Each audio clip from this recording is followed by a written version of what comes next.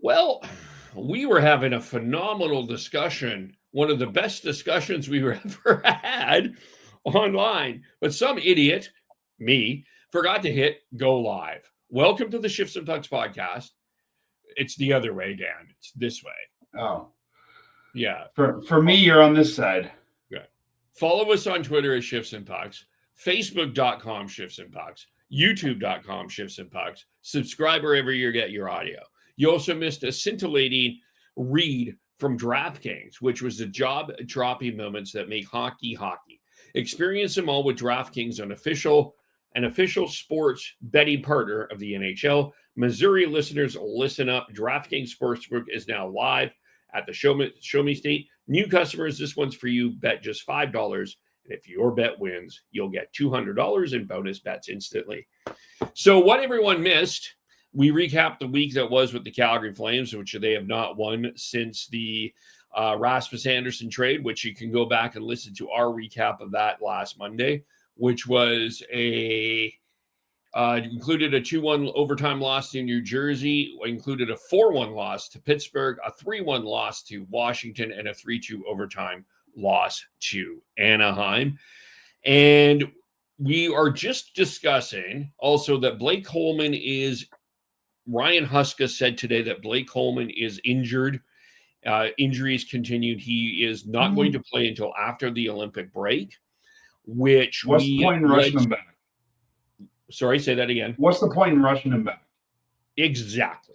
It's not like, him in the lineup is going to mean much difference in terms of what this team does. Yeah, this is a sideways roster related. This is what we call a roster related maneuver without calling it a roster related maneuver. And they took advantage of, I don't want to say they're taking advantage of a situation. He is hurt. That's not at dispute here. He is injured. I just think that they're just not rushing him back. And I think,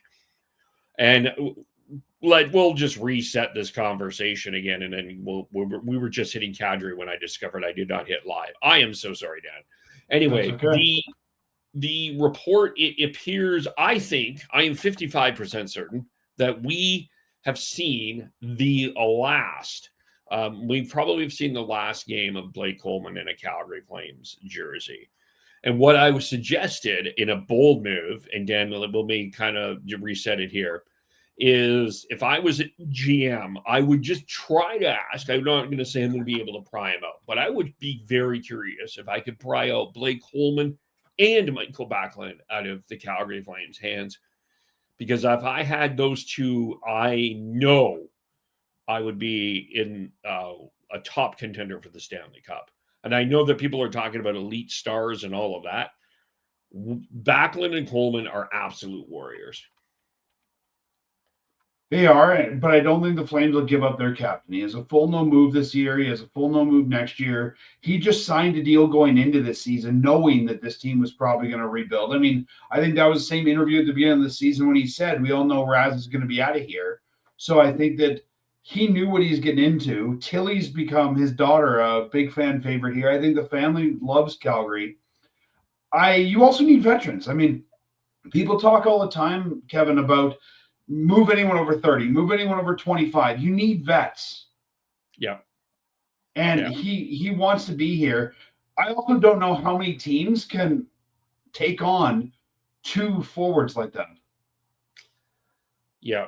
No, I totally agree with you. I mean, part of me just feels horrendous for Michael Backlund because I don't know if Sweden is actually aware that he is a Swedish resident or citizen and can play for your team in the Olympics. But I'm baffled how you don't have Michael Backlund in that lineup. And then you had an opportunity to bring him in because of another injury, and you still didn't pick Michael Backlund. Do you know who's played the most against Connor McDavid, Dan? Backlund? It's Backlund. Why would you not? Like, if you're Sweden, I am just mesmerized at the fact that how you're not doing Michael Backlund's on that team. That is It is not as egregious as the U.S. leaving Jason Robertson and Cole Caulfield off of their team, but I do think that's a pretty egregious error. Yeah, I get what you're saying. I guess it depends on how much they think that he alone is going to be their problem. Yeah. Well, no, I mean, I'm not saying that Backlund can stop McDavid, but at least you have an opportunity to have a guy that has at least played against him. That insight would be valuable. But as a Flames fan, I mean, yes, I love the Olympics and that sort of thing. I think it's better he doesn't go. He's an older guy, and I think getting him the rest is going to be best for the Flames. Yeah. And yeah, like the other thing we were kind of getting into here, I mean, is this you do need older veterans in your lineup. I know that there is a trend out there about, if you're over 26, you got to get rid of them. I'm not on that train. And maybe it's because we're maybe a little older. Maybe that's part of it. I don't know. But I just don't feel that is. We're going to talk a little bit about identity a little later on in this, but I think that this is part of that conversation about how does a team develop an identity without having older veterans leading you in some way, shape, or form. Like, I just think it's a really important thing. But I am just saying, I admit I'm fantasy booking, but it would be interesting to see if a GM could pull that off. It would be fascinating. I don't see that happening. Just was kind of putting that out there. I can't see you taking on both deals. I mean, Calgary has one retention spot left. I don't think they're going to want to use it on one of those. And I can't see a team that wants to put two new guys in their lineup at the same time from the same, I think that would cause some disruption in your lineup. Yeah. As much as we like Backlund and Coleman together, I mean, Backlund generally plays well with whoever he's with. Yes. And a great example, by the way, of what Backlund can do is Igor Sharangovich has turned his game around since he played with Michael Backlund. And that is one reason why I would keep Michael Backlund is you could play players with him and they will improve their game. Yeah, I think it's I think that he's a guy you need to keep around for that reason. Yeah. He's your captain. He's the face of the team in a lot of ways. I think that he's a guy you want as a center. I mean, they don't have a lot of centers as it is. I don't want to get rid of another one. But yeah, you can play him with anyone. Sharangovich, he's with Coronado now. I think Gridin could be a good partner for him. Like, this is a guy that I think if you get rid of Backlund, you're going to do a disservice here. And we see even in markets like San Jose, right? A guy like Tyler Toffoli is a big part of that team, and he's an older guy. Yeah. I think one of the funniest conversations that in the offseason with Michael Backlund, by the way, was a bunch of people were suggesting that Backlund should be on the fourth line.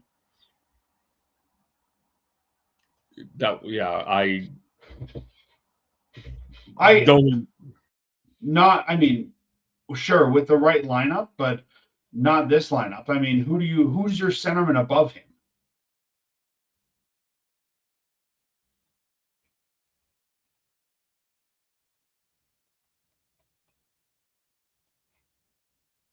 Kevin, I think you're frozen.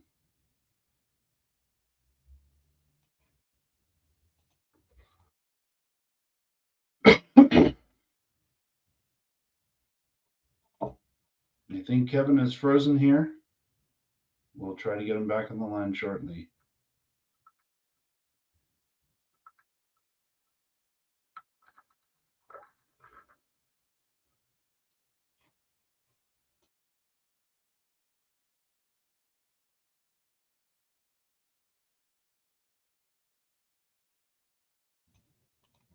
All right, well, I guess Kevin will be back shortly. So in the meantime,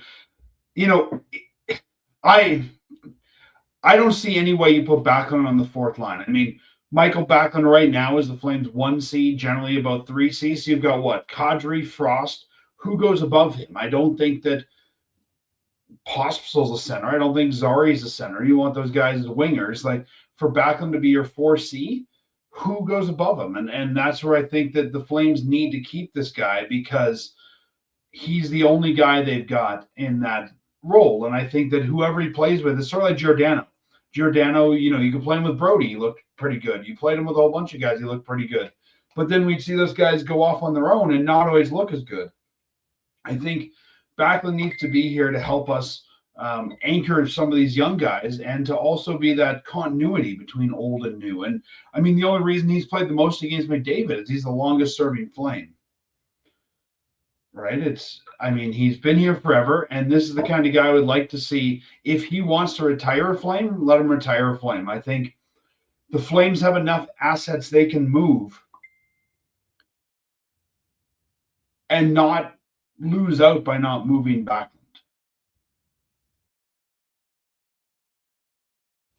If he was the only movable asset, I might feel differently. But if they move Coleman, if they move Kadri, if they move, I would not really want to see it. But if they move Lomberg, I think you can afford to keep Backlund here, and you need some veterans. And I see him almost like the Tyler Toffoli, and as a two-way center, I think a guy who can help to develop some young two-way forwards as well. Kevin's computer rebooted. I'm going to grab some water because my throat is not feeling good, and we'll be right back.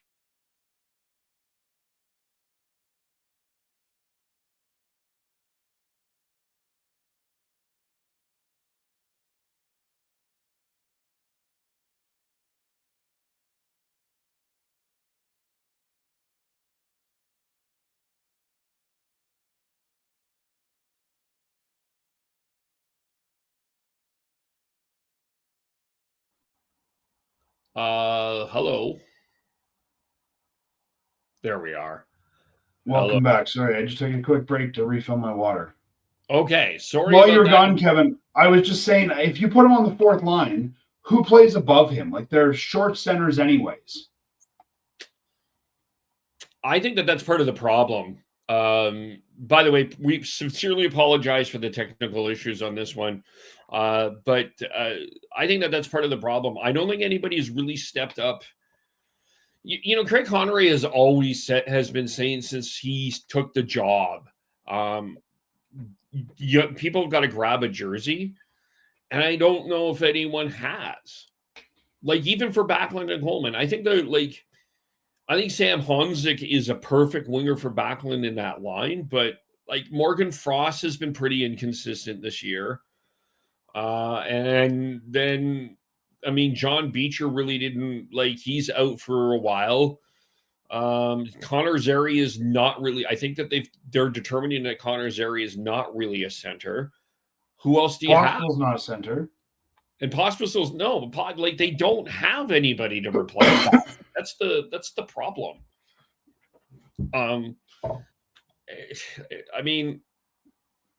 And that's why they spent their first 3 picks last year on centers. So, and then you got Kadri, and that's the next one. I think everybody is wondering about trading Kadri.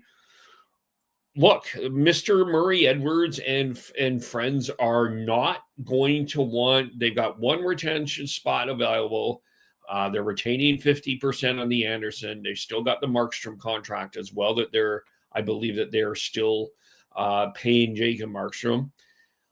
Their boy, friend Don Maloney, said that this team needs more Kadris, less Kadris. They're not going to want to retain salary for Nazem Kadri. And not for as long as 3 years? Kadri's 3. So right now they're retaining Anderssson till the end of this year and Markstrom till the end of this year. Kadri has 3 after this at $7 million. So the most the Flames could hold is 3.5. While I know Murray Edwards likes Kadri, I think if Kadri came to him and said, Murray, I want to help you guys get something. I want to help the Flames get something for me. I want to, go somewhere and win a cup. I think you could convince them to do it. And I think they'd be okay to absorb that. But I sort of like last week when we talked about Anderssson, I think Flames fans think they're going to get more for Kadri than they are. He's a 35-year-old with 3 years left.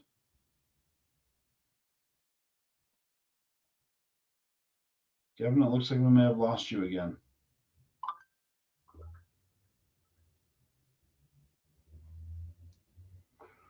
Hold on. Sorry about the technical difficulties. I'm trying to figure out what's happened to Kevin.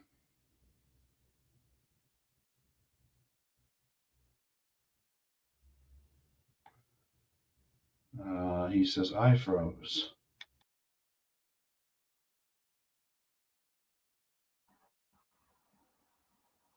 Okay.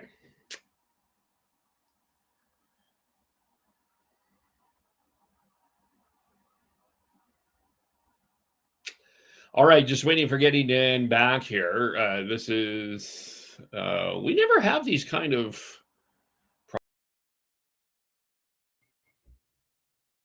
that. Okay, we're back. Holy smokes. What is the internet does not want us talking about the Flames tonight. Geez. Gosh. So what I was saying when I got cut off was I think they can make the Kadri deal work money-wise. Like, I mean, Murray was willing to pay him $7. I think if this is what Kadri wanted to do, I think Murray could be convinced. But I think Flames fans are overestimating what they're going to get for a 35-year-old player with 3 years left.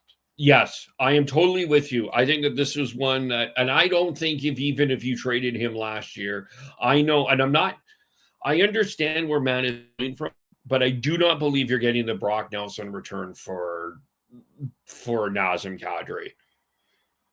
I just no, you're not. And the other, I think you'll get a little bit more than you might normally, because I don't think there's going to be a lot of sellers this year. I think there's a lot of teams that think they're in it. So there's only going to be a few sellers, so I'll drive the price up. But I don't think you're getting the Brock Nelson return at all. And I think sort of like sorry, do you mean that there's going to be, you don't think there's a lot of buyers or sellers? I don't think there's a lot of sellers. I actually think there might be, I'm listening to the 32 Thoughts. I think there might be more sellers than we think. I think that LA could be selling.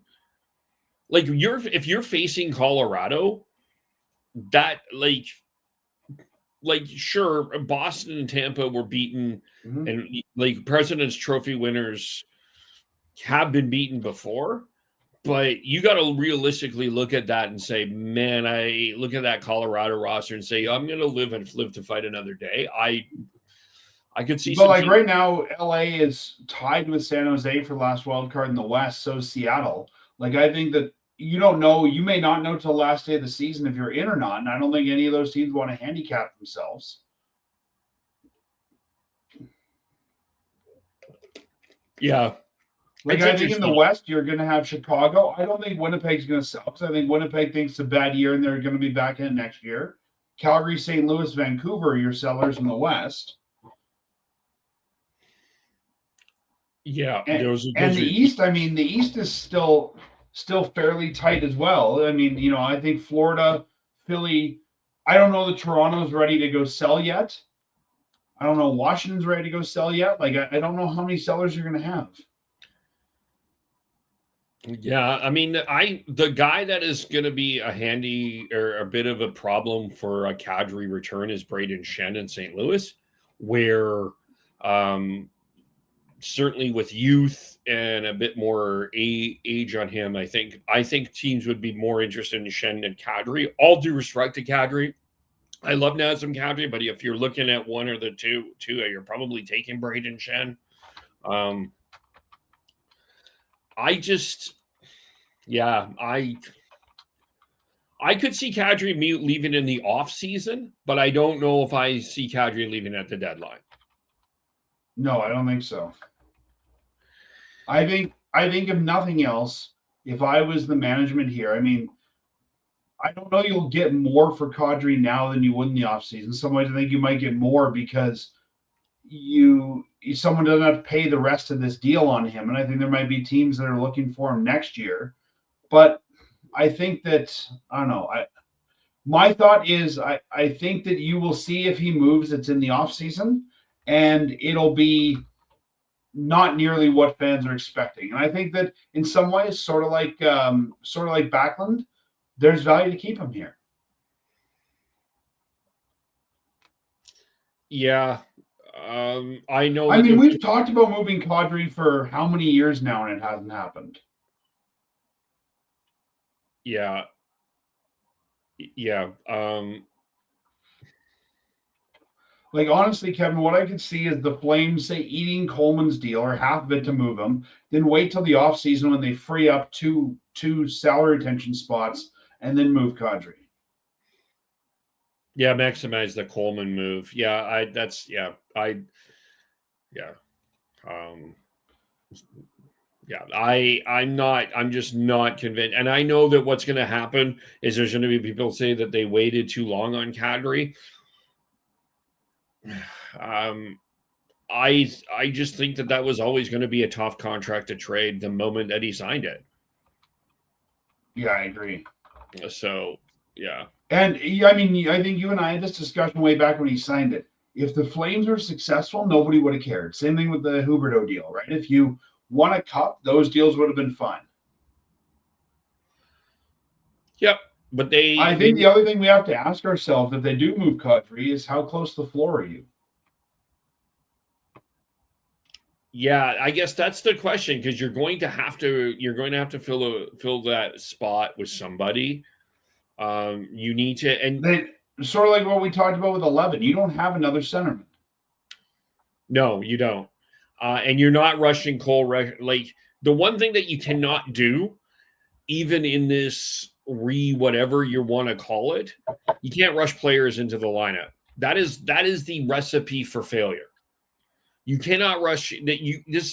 The NHL is not a league where you are here to learn. The NHL is a league where you need to succeed. The AHL is where you get to learn. The NHL is where you need to succeed. And I do not believe that I don't see Cole Reshney being in the Flames lineup next season. I could see him being in the Wranglers lineup. I think he'll be a Wrangler for sure. And even if he is in the Flames lineup, I don't think he's any higher than 3C. No, and there's no point in it having him there. Let him rule. I think if you want to bring in a centerman next year, you kind of got to go with the next guy up, which I think is Rory Cairns. We've seen him. We know what he's got. I think at 23, that's the guy you're looking at. That or I'm trying to think who else they've looked at this year. Or Morton. Yeah, those are probably your two guys. So, if Kadri was a winger or the Flames had more center depth, I'd feel differently, but I don't know that you can afford to move him right now. Yeah. You can't make a trade just for the sake of making a trade to remove an out just because, well, we need to get younger and there's no reason because the rules in my coloring book say that we shouldn't have two centers over 30. The one I just YYC fan ABC123 on Twitter says so. We must do it. Yeah. Anyway, like Montreal, I could see them moving Kadri in the offseason and then going right away to free agency and finding an NHL body to replace him. But even if you move him in the deadline, you've got 2 months. You got to find a center for. Yeah.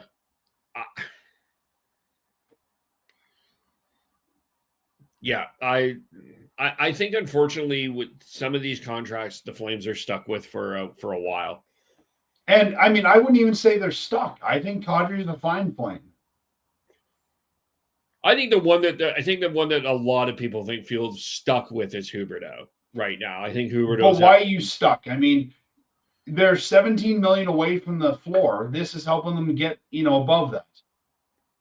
It's not like Huberdeau's money is stopping someone else from being on the team.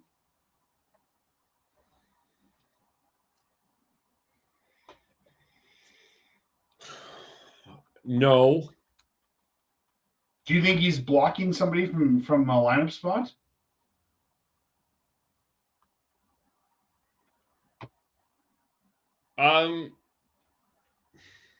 Not necessarily. And I think that there's a value in keeping Huberdeau here. But I also think you're going to have to pay somebody to take Huberdeau, and I don't want to give up an asset. I'd rather just burn the deal. Yeah, it's. I mean, he's not been great. I think that's been well documented. But this whole team hasn't been great. That's why they're at the bottom. That's totally, you're fair. Coronado hasn't been great. Should we trade him too? No, he hasn't been great. No, I agree. Yeah, right? Like nobody's been great. No. And I mean, if we're having a different discussion, we're saying there is no roster spot available and the guy like Gridin can't get in. Okay, maybe you look at moving Huberdeau. Right now, he's not impedance to anybody. And like you said earlier, you want to grab a jersey, be better than Huberdeau. He's not great. Be better than him. Yeah. That's totally fair. I mean, you're still paying him if you sit him in the press box, but I think they need the deal. They need the money. And who in their right mind would even take him at half the deal? No one. No one will take Huberdeau. Well, that's it. So if we don't want him at $10 million, nobody wants him at 5.25. So how are you going to move him? Maybe you can convince Tree to take him. Just kidding. This is your problem. Take it back. Yeah, it's your fault that this is that. Maybe. Yeah. Tree's already going to have money issues in the offseason, I think. Oh my gosh. Oh gosh. That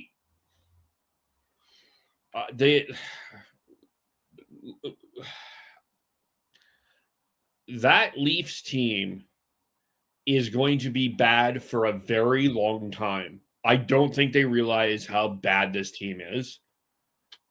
And I don't think that they realized it going into the year. This is sort of a tangent. I want to talk about Zane Parekh after this, but this Leafs team is going to be really bad for a long time. Like, they might have to consider what they do with Austin Matthews that bad. Like, they've got nothing in their cupboard. They've got no picks coming.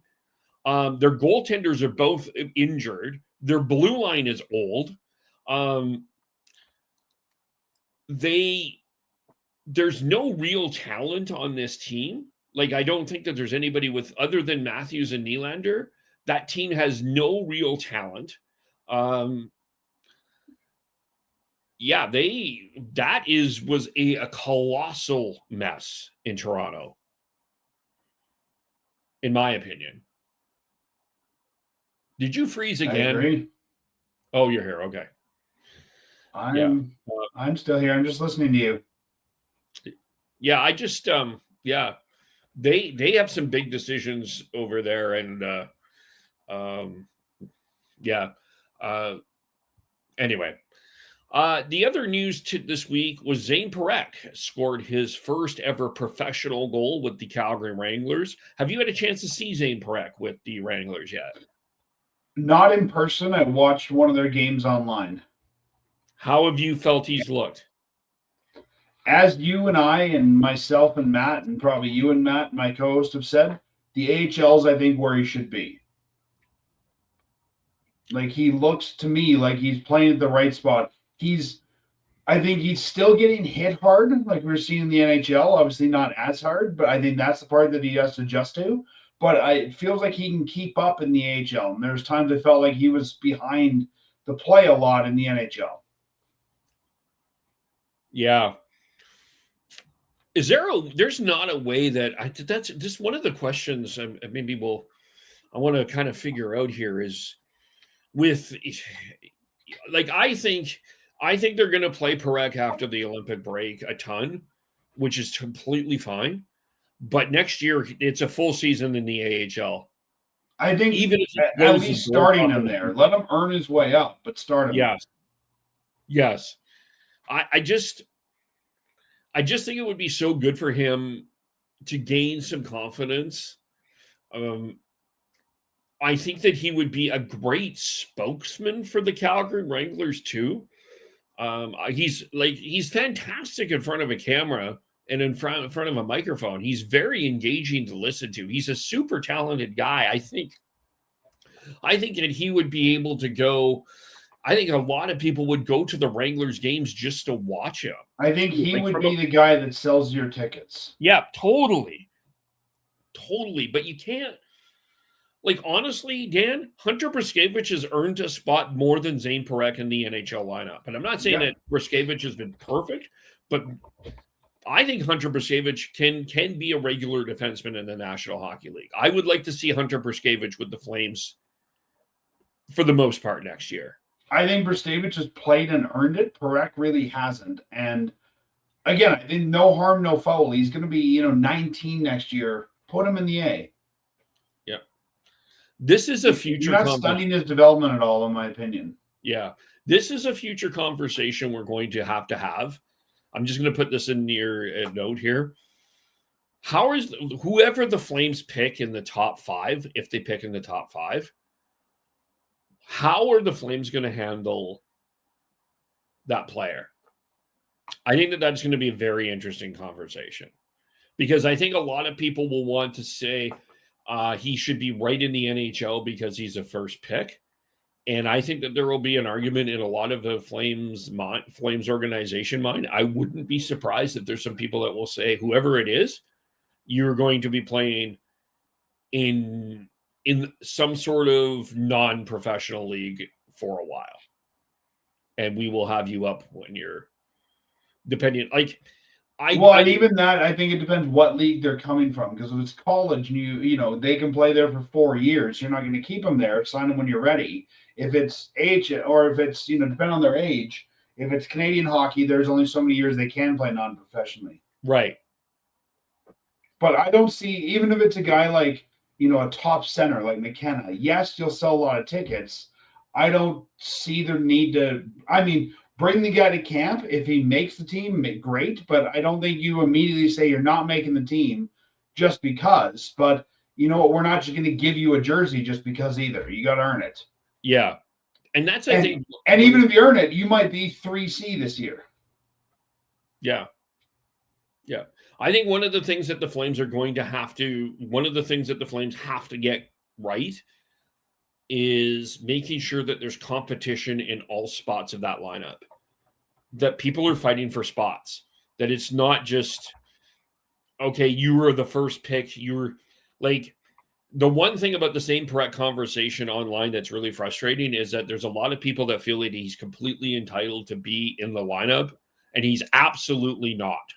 I'm sorry. I know he's a top 10 pick, but you're not building your franchise around Zane Parekh. You're probably building your franchise out of this pick and next year's pick, because they will be top 5 picks, but you're not building it around Zane Parekh.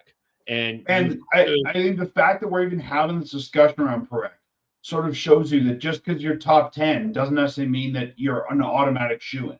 No.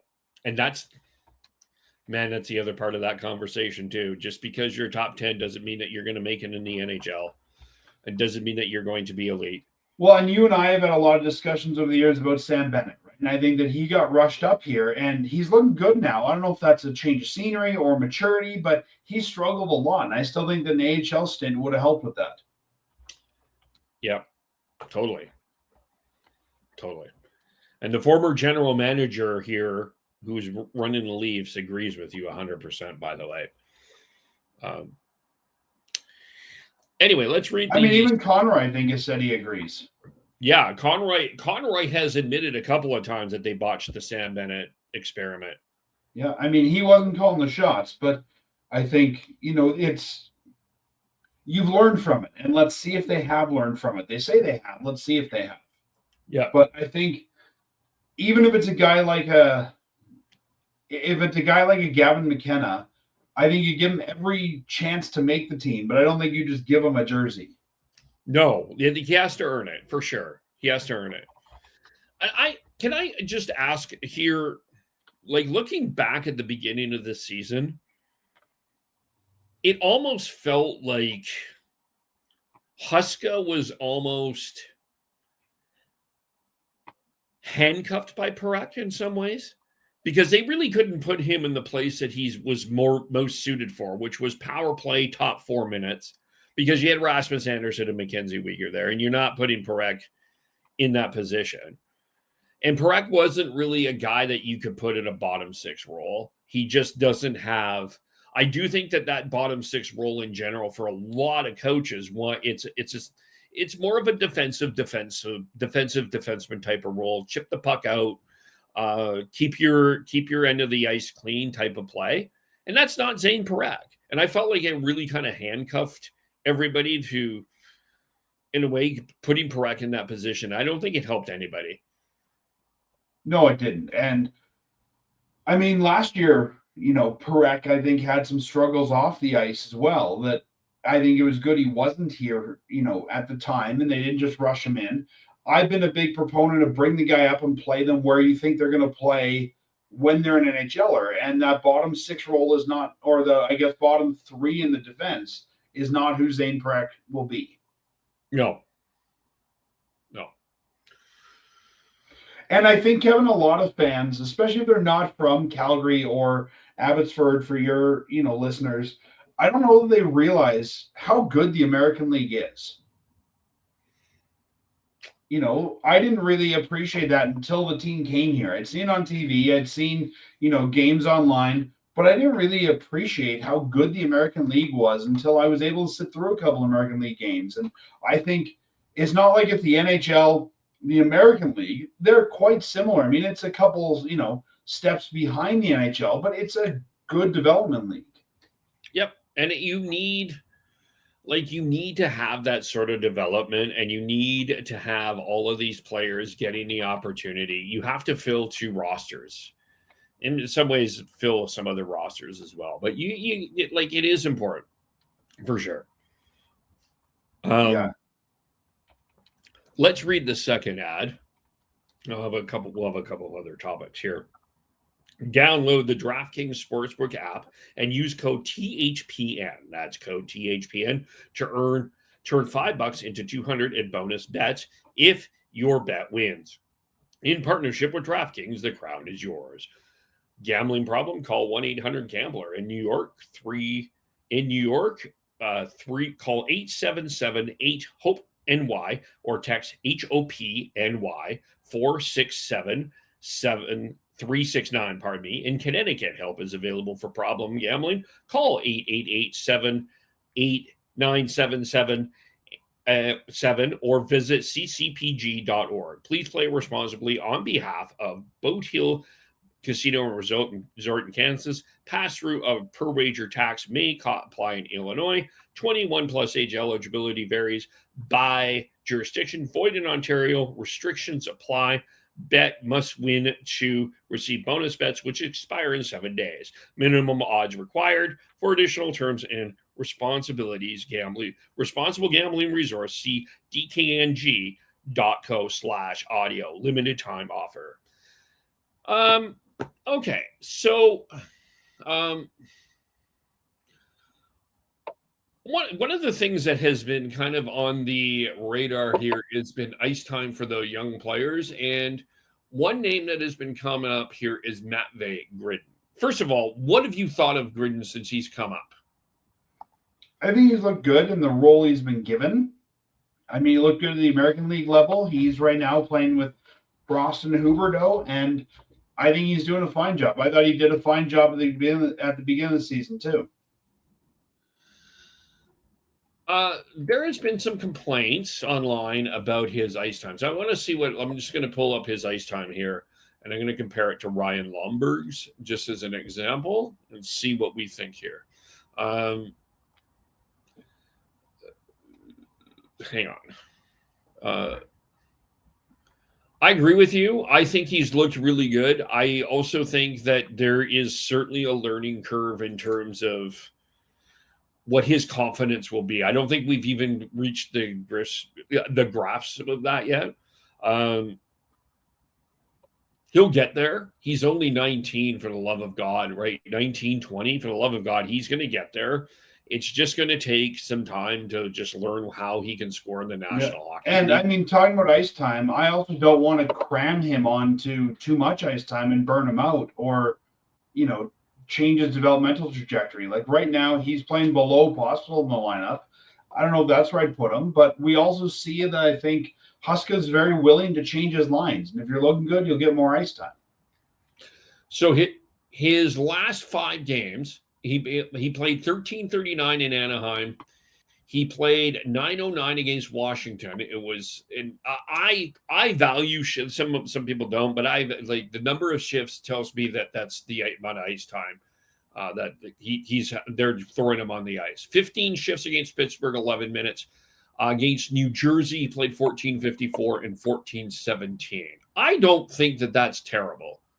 I think that's pretty average, middle 6 winger ice time. You're not going to give him. I think some of it. I think some people have noticed that he sat a little bit more in the third period.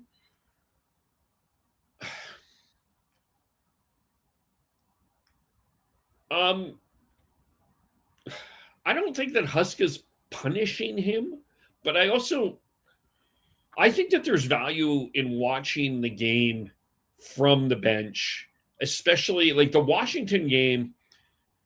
You had Tom Wilson running around like he had a billy club in his hand, and like it was probably not the best. Like it's not the best one place to put Gridin in. That's not a game like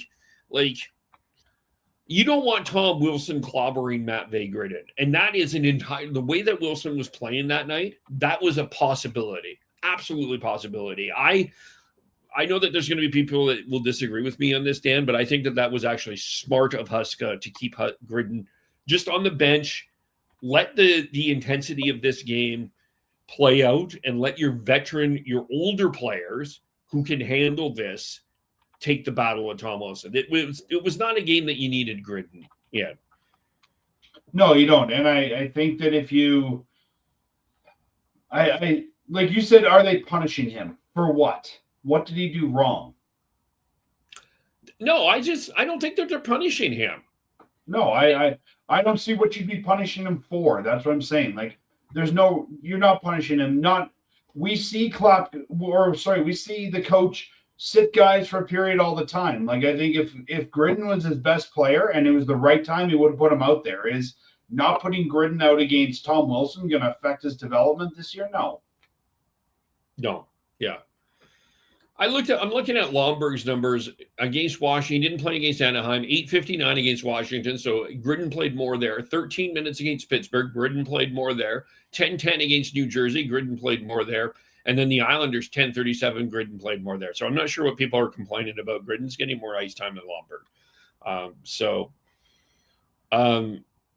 But yeah. I mean, I trust Huska. I think Huska's a development coach, and I think he's the right coach for right now. If Lomberg is getting more time than Gridin, I don't think Gridin should just get more time because he's Matvei Gridin. If he's not earning it and Lomberg is, then Lomberg should play more. Yeah. Yeah, I'm totally with you on that. You know, it's not like you should be, well, I'm a first round pick, so I deserve more time, whether I'm good or not. Yep. Yeah. And I mean, I think Klapka's a great example of this. We've seen Klapka on pretty much every line that we have this year, because some games he looks really good, some games he's, just good enough. And, I have no doubt that if Gridin's doing the same, he'll get moved up and down the lineup. I think we've seen with people forget that he played Honzek a lot when Honzek was healthy. He's played Pospisil a lot when Pospisil was healthy. He played Zary when Zary was effective. If Zary wasn't effective, he sat him down. He put Jan Kuznetsov in a top 4 role pretty quickly because he earned the ice time. He has rotated Bershevich and Pahal, which is totally fine, but he's let Bershevich play a lot. Bershevich has even gotten power play time. And by the way, do you know who was leading the league in save percentage and in the NHL at one point this year? I don't know if he's leading now. Devin Cooley. So, yeah, the Huska doesn't know how to develop players. And the organization doesn't know how to develop is a myth. Flat out myth. Anyone telling you any different doesn't know what they're talking about. It's a myth. Like we just laid it out for you here, who they're playing and how they're playing there. There's no one that been stunted by Huska's development. Everybody that tells me that Huska can't handle young players, I throw Jan Kuznetsov at them. This is a guy who I don't think was high on anybody's depth chart this year. In fact, the guy everyone wanted to be there got, dropped on waivers to Colorado. Kuznetsov come in and made him the. That's right, yeah. But Kuznetsov kind of came out of nowhere. And I think we all thought he might get a couple sniffs, but he's become a top 4 guy. That's not just because of Jan Kuznetsov. That's, I still believe, the coaching staff and giving that young guy the opportunity. I mean, anyone who says they're not doing good with that, Kuzi's my example. Yeah. Yeah. Yeah, for sure. The other thing, I sort of had this conversation with Sean as I have rebuild fatigue, but of course, as everyone knows, Vancouver is going through the same thing that Calgary is going through. They're having the same conversations, and Dan, it's really tiring. I have rebuild fatigue. I got to tell you. I get it. I mean, you guys cover Calgary, you cover Vancouver. Those are 2 teams that are both rebuilding. Yep. Can rebuilding teams have an identity? I think so.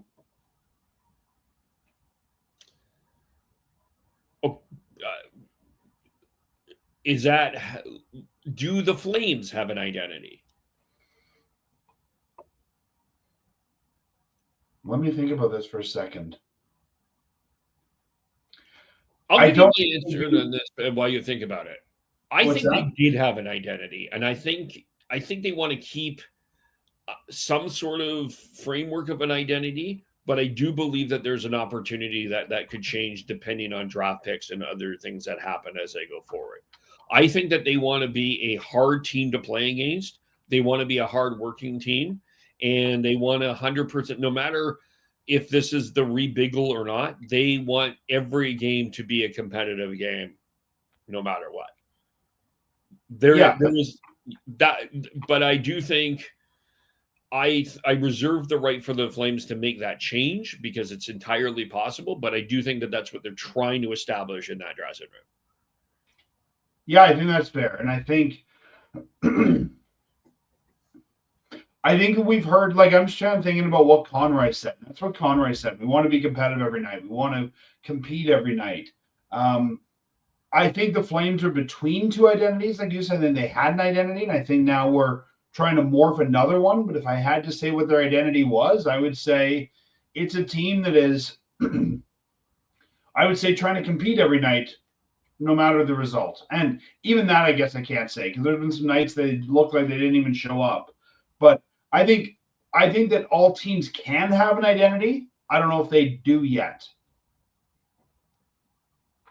Yeah. Like, I look at a team like Anaheim, who I still think is maybe in their rebuild, even if it's a late stage. I think they have an identity. I think San Jose's built that identity. But I think often when you're starting that rebuild, you don't have an identity because you're still trying to rebuild that. Yeah, I think Anaheim is still in a place of chaos, and it's a compliment, really. And San Jose is also in a place of chaos, which is also a compliment. I mean, they're kind of finding their way. I mean, San Jose's identity is completely Macklin Celebrini, who is like carrying this team on his back. Where Anaheim, it's just a place of chaos. It's chaos. Like they'll fight you one shift, they'll score, they'll allow crazy goals. They're just a wagon. They're entertaining to watch, but it's still a bit of chaos over there. So they're still trying to. And I think a lot of times when you're starting the rebuild, your identity becomes your one player you're building around. Like I look at Chicago, and I would say their rebuild or their identity is Bedard. Yeah, I think looking back at other teams that have done that, I think it becomes it's almost like a law firm, Bedard and Company. And, it takes a little bit to get there. Yeah. I always go back to Elliot Friedman's, "Are you a team or are you a club?" quote.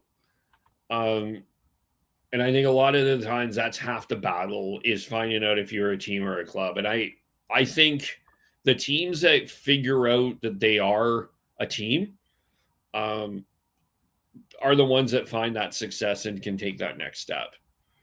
Yeah, and I think the ones that are a team too are the ones where you see the whole lineup contributing, and I mean, there's a lot of teams where I look at them and I go, oh, like I've seen two lines do something tonight, and the rest of the players were just there because they had to put bodies on the ice.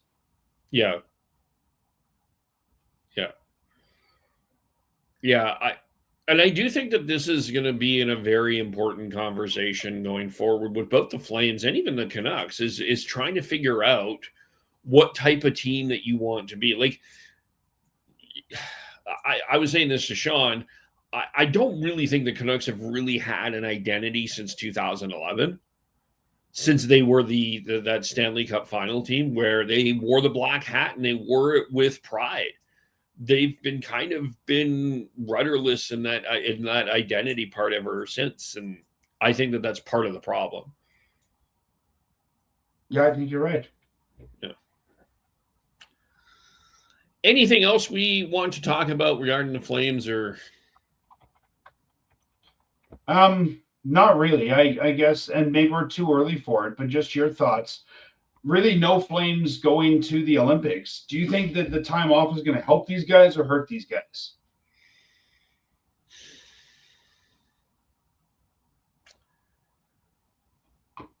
I think it will help them.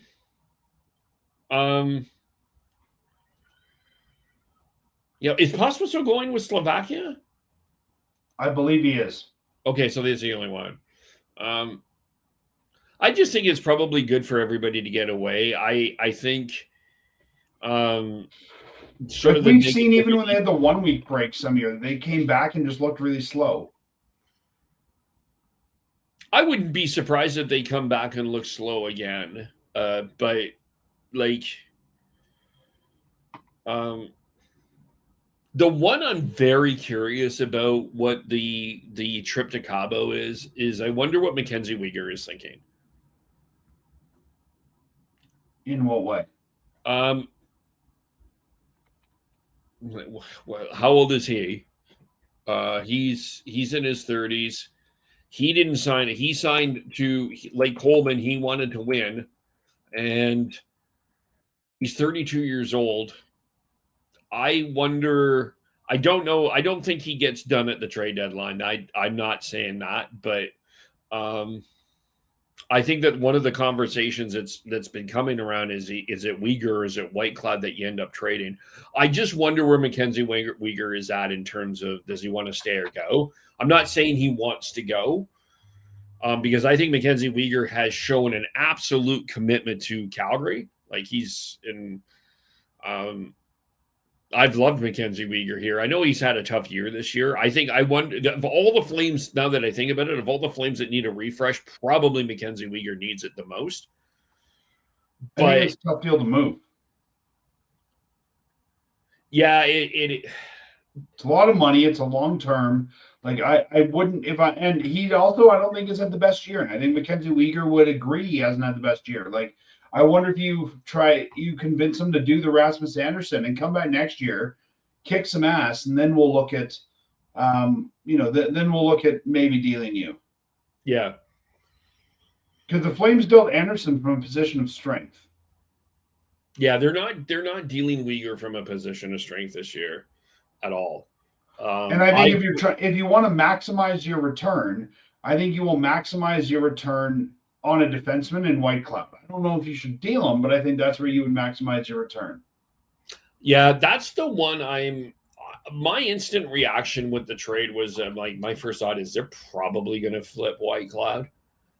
Listening to Zach Whitecloud, I'm not entirely convinced that they're going to do that.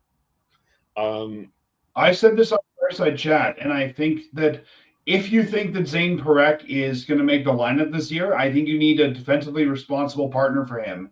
And I think Whitecloud could be the guy. Yeah. He's got a real, and if I was the Flames, I would there would be the Whitecloud locker room and the Parekh locker room would be right beside each other. right beside him. Yeah. Yeah. And I think those two work well together. At least try them for the year and see how they go. And if you want to move White Cloud at the end of the year, great. But I don't know that there's a rush to do that. No, and I heard you guys talk about this, or Matt mentioned this, and I do agree with him.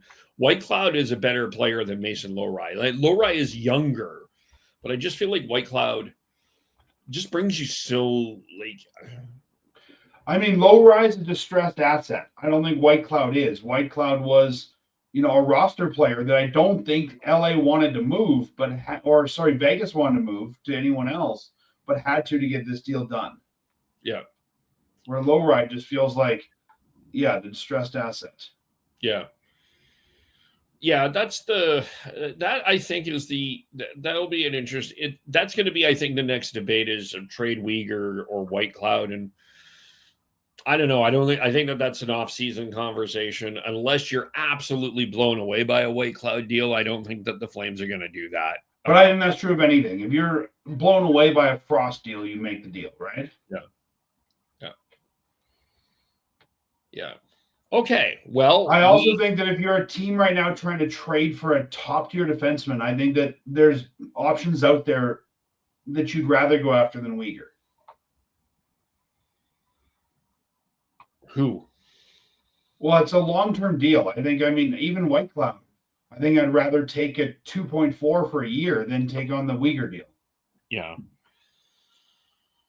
Yeah, I'm only asking like where Mackenzie Uyghur's head is at, because he's in the same, unfortunately, he's in the same boat that Blake Coleman was in. He signed to win, or he signed here hoping to win, and he hasn't. Mackenzie Uyghur has not played a playoff game in Calgary. Nope.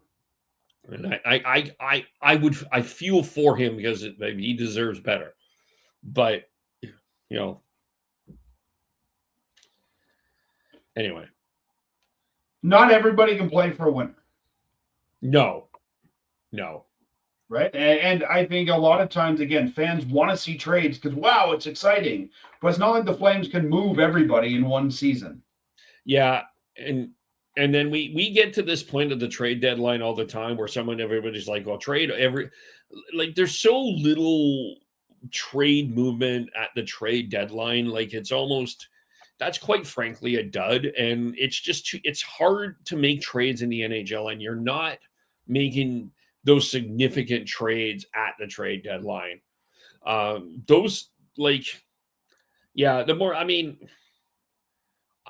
I'll tell everybody, I don't think Kadri's getting traded at the deadline. I would be really surprised. And I think it's an underwhelming return if it actually happens. I think the three I could see being traded are Blake Coleman, Ryan Lomberg. I could see Ryan Lomberg being traded. Let the nice man try to win another cup. And Joel Hanley. I could see if Lomberg gets traded, I think he comes back to Calgary in the offseason. Yeah. I think this guy's going to finish his career in Calgary for sure. Yeah. You're not going to get these blockbuster moves that everybody hopes. Anyway. And I think that, even if you do get the move for the fun of the move, I think a guy like, Lomberg gets you a third or a fourth. Like, if you're sitting around, wow, we got a third round pick. Like, that's not all that exciting for the fans either. No. And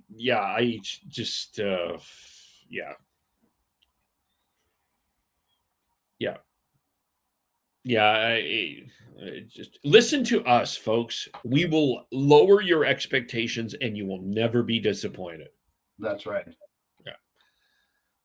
All right. Well, let's leave it there. Thanks for putting up with the technical issues. What do you have going on Fireside Chat? This last episode that we put out, we analyzed our take on the Anderssson deal. We had some of the same discussions you and I did today, as well as talking about a couple other things. We'll be putting out our next show this weekend. So you can find Fireside Chat wherever you find podcasts or at firesidechat.ca. We did the Canucks episode. We recapped the Kiefer Sherwood trade and sort of had some similar conversations in terms of rebuild in Vancouver and identity. We're going to be doing an Olympic preview because I'm kind of tired of talking about rebuilding here. Just, and the Olympics are coming. I think I'm excited to watch the Olympics. If the only reason to be like actually cheering for a team that could actually win a game is actually would be refreshing. Like, Dan, I got to tell you, I probably celebrated like I didn't get drunk or anything, but I was more happy about the Seahawks getting to the Super Bowl than I was the previous time, because it's actually fun to watch a team win. Gosh, holy smokes. I missed that feeling. Yeah, I mean, Vancouver, we can have this discussion another time, but I think Vancouver they should have been a good team, and I don't know where things fell off. Yeah, we have a plan around that, by the way. Well, that's a tease, but we're working on something behind the scenes around that. But you can follow us on Twitter at Shifts and Pucks, Facebook.com Shifts and Pucks, YouTube.com Shifts and Pucks, Sean Beardy Connect 03, Tyler TNOBLE, Chris Schneidz SCHNEIDZ. Devin, you can find on Instagram. He's still around. He just doesn't always have the time to come. And I am KEVOLE on Facebook, Threads, all social media. Thank you for watching. Thank you for listening. Thank you for your patience. We will talk to you all very soon. Bye for now.